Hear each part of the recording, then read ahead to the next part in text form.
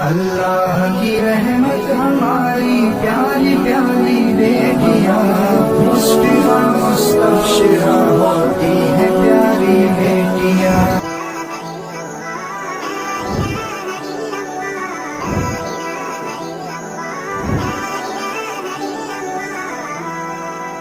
السلام علیکم ورحمۃ اللہ وبرکاتہ۔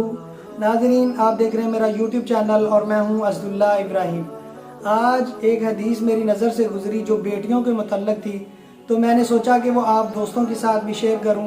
رسول اللہ صلی اللہ علیہ وسلم نے ارشاد فرمایا، جس شخص کو اللہ نے 3 بیٹیاں عطا کیں وہ اس پر صبر کرے اور جو کچھ میسر ہو انہیں کھلائے پلائے اور پہنائے، تو کل قیامت والے دن یہ بیٹیاں اس کے لیے جہنم سے رکاوٹ بن جائیں گی۔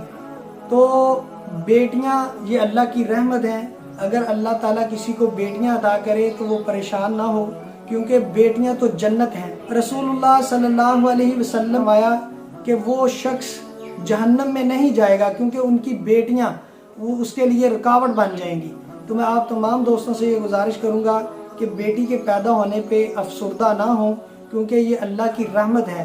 نبی پاک صلی اللہ علیہ وسلم کو بھی اللہ نے 4 بیٹیاں عطا کی تھی۔